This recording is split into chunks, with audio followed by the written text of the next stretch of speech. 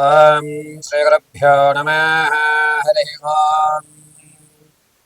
జగతం పితరం వందే పార్వతీ పరమేశ్వరం. వక్రతుండ మహాకాయ కోటి సూర్య సమప్రభా నిర్విఘ్నం కురు మే దేవ సర్వకార్యేషు సర్వదా. పార్వతీ పరమేశ్వర గణాక్షవలసిత్యర్థం. అందరికీ కూడా నమస్కారం.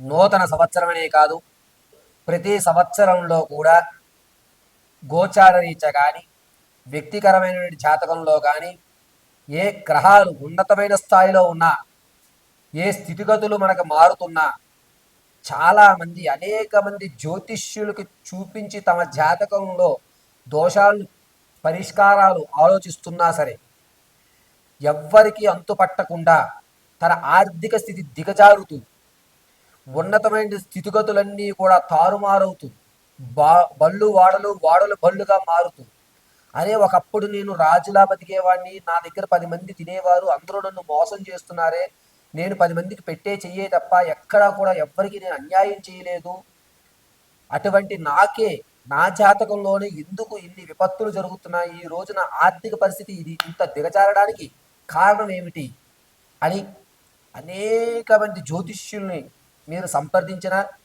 ఎన్ని యజ్ఞ యాగాది దేవాలయ క్షేత్రాలు దర్శనం చేసినా మీ స్థితిగతులు మారకపోవడానికి ప్రధాన కారణం అనేటువంటిది ఒకటి ఉంటుంది. ఆ ప్రధాన కారణమే నరఘోష. ఈ నరఘోష అనేటువంటిది ఏమిటి?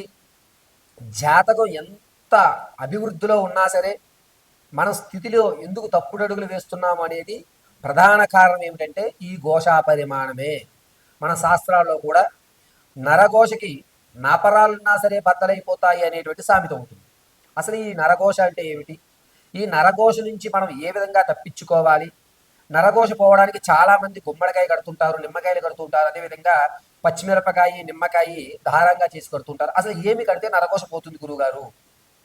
వాటి గురించి మనం పరిశీలన చేద్దాం. నేను చెప్తున్నది ఖచ్చితంగా చెప్తున్నాను, 100% ఏ ఇంట అయితే నరఘోష ఉంది అని మీరు బాధపడుతున్నారో, ఎవరైతే స్థితిగతులు మారడం లేదు అని బాధపడుతున్నారో, అయ్యా మేము ఆర్థికంగా దిగజారిపోతున్నాము, మాకు సరైన మార్గం కనిపించే విధంగా చూడండి గురువుగారని ఎవరైతే అనుకుంటున్నారో వారికి నేను చెప్పే రెమెడీస్ ఖచ్చితంగా పనిచేస్తాయి. అద్భుతమైన ఫలితాలు మీకు ఇవ్వడం జరుగుతుంది.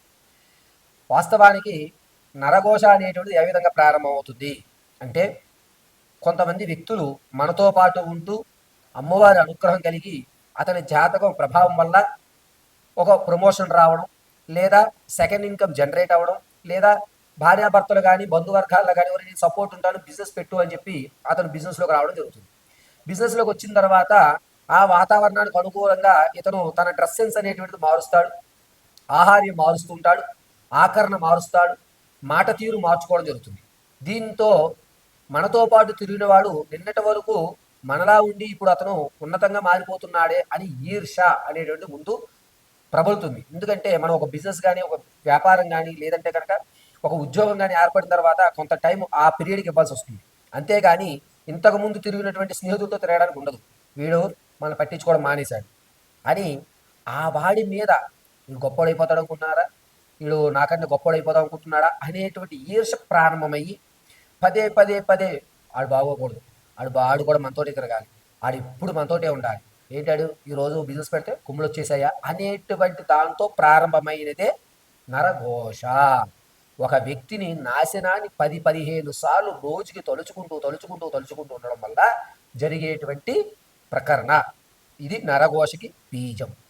సరే గురుగారు, మరి అలా అనుకుంటే మనం మనకు ఎదగాలి కదా, ఆ ఘోష నుంచి ఏ విధంగా తప్పించుకోవాలి అని అంటే, మొట్టమొదటగా మనం అభివృద్ధి చెందాలి అనుకుంటున్నప్పుడు దైవానుగ్రహానికి సంబంధించినటువంటి మంత్ర జపాన్ని కానీ, లేదా మీరు స్థితి మార్చుకోవాలనుకున్నప్పుడు ఇంట్లో ఆవు పిడకతో దాసిన చెక్క, ఇలాచి, మిరియాలు బాగా దంచి పచ్చకర్పూరము, తులసి పువ్వు వీటితో పొగ వేయాలి.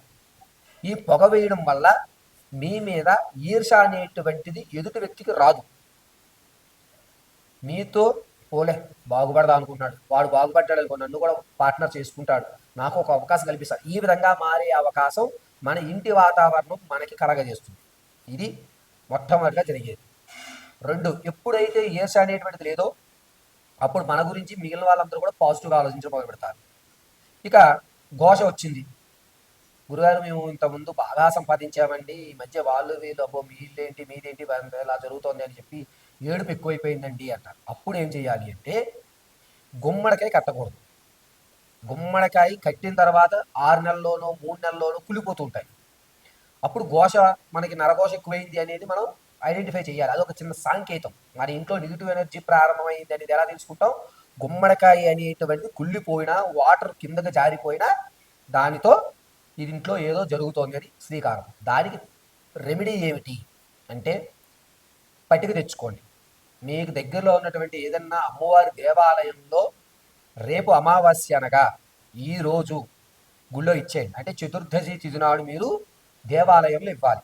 ఇప్పుడు సాయంత్రం 4:30 తర్వాత దేవాలయంలో గుమ్మడికాయ ఇచ్చేసి దాన్ని నీట్గా పసుపు రాసి బొట్టు పెట్టి పటిక గుమ్మడికాయ రెండూ కూడా అమ్మవారి సన్నిధిలోకి పంపించేయాలి. రాత్రి చతుర్దశి తిథినంతా కూడా ఉంటుంది. ఆ అమావాస్య రోజు చక్కగా స్నానం చేసి దేవాలయానికి వెళ్ళి అమ్మవారి దగ్గర ఉన్న కుంకుమ, ఈ పట్టిక, ఆ గుమ్మడికాయ మూడు కూడా ఉదయం 9:30 నుంచి 11 లోపు తెచ్చుకోవాలి. తెచ్చుకుని గుమ్మడికాయని కట్టొద్దు. గుమ్మడికాయని గుమ్మం బయటగా ఒక పక్కగా పెట్టుకోండి. ఈ పట్టిక మాత్రం కనబడే విధంగా కట్టి అందరి పసుపు కుంకుమతోటి, అమ్మవారి దగ్గర నుంచి తెచ్చిన కుంకుమతోటి కూడా చక్కగా రంగరించి, నెయ్యి వేసి రంగరించి ఓంకారం రాసి పైన పెట్టుకోండి. జీడి గింజ, అదేవిధంగా తామర పూస, తదుపరి మిరియాలు,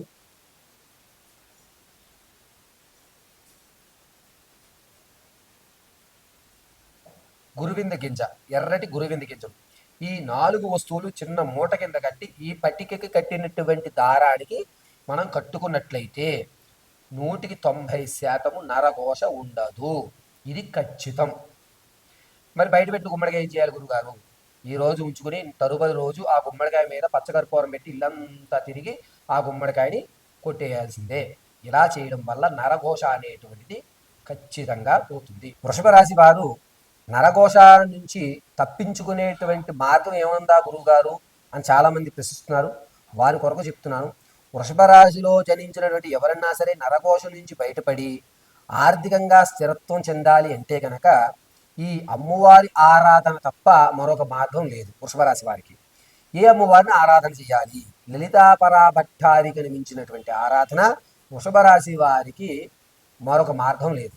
నిత్యము కూడా ఓం ఐం శ్రీమాత్రే నమః అని కానీ, లేదా మంగళవారము ఆదివారం రోజు గుర్తుపెట్టుకోండి. వృషభ రాశి వారు ఆర్థికంగా నిలబడాలి అన్నా, నరఘోష పోయి మీ యొక్క స్థితిగతులు మారాలి అన్నా మంగళవారము ఆదివారం ఈ 2 రోజులు కూడా ఒక దానిమ్మకాయ తీసుకుని ఒలిచేసుకోండి. చక్కగా ఒలుచుకుని అమ్మవారి దేవాలయంలో, అదిలోనూ లలితాపరాభట్టారికి అమ్మవారి దేవాలయం కానీ, లేదా గౌరీ దేవాలయం అంటే పార్వతీ పరమేశ్వరు శివాలయంలో అమ్మవారికి సపరేట్గా ఒక ఘట్టం ఉంటుందో అక్కడ కానీ అమ్మవారికి అభిముఖంగా అంటే ఎదురుగా కూర్చుని చక్కగా ఒక పల్లెంలో తాంబూల పూరస్మేరవదిని నమః అని ఒక్కొక్క దానిమ్మ గింజ ఒక మంత్రం చెప్పుకుని పక్కగా ఓం ఐం తాంబూల పూరస్మేరవదిని నమః, ఓం ఐం తాంబూల పూరస్మేరవదిని నమః అని ఈ దానిమ్మ గింజలన్నీ ఒక్కొక్కటిగా ఈ పల్లెంలో వేసి, అమ్మ నా యొక్క కష్టాలు తీర్చు, తాంబూల చరణం చేస్తున్నటువంటి మహాదేవి అని చెప్పి అమ్మవారికి సమర్పించి నమస్కారం చేసుకుని ఆ నైవేద్యంగా సమర్పించినటువంటి దానిమ్మ గింజలు మీరు స్వీకరించాలి. ఇలా చేయడం వల్ల వృషభ రాశి వారు ఫిబ్రవరి 3వ తారీఖు నుంచి వారి యొక్క జీవితంలో మార్పులు ఖచ్చితంగా సంభవిస్తాయి. ఆర్థికంగా నిలబడతారు. పైగా నరఘోష అనేటువంటి దూరం అవుతుంది. కాబట్టి ఈ వృషభ రాశి వారు అమ్మవారి ఆరాధన, అందులోనూ దానిమ్మ గింజలతో అమ్మవారి నామస్మరణ చేస్తూ స్వీకరించడం ఉత్తమమైన ఫలితంగా అవుతుంది. మంగళవారం ఆదివారం ఈ 2 రోజులు కూడా జోగిలాంబ దర్శనం చేయడానికి ప్రాధాన్యత ఇవ్వండి.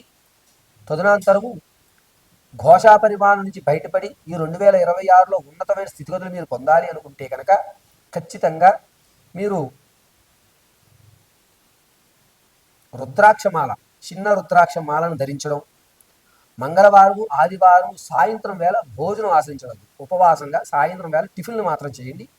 చక్కగా కలిసి వస్తుంది. అమ్మవారి అనుగ్రహం ఎల్లవేళ ఉంటుంది. ఈ స్థితిని మీకు మారేటువంటి అవకాశం లభిస్తూ ఉంటుంది.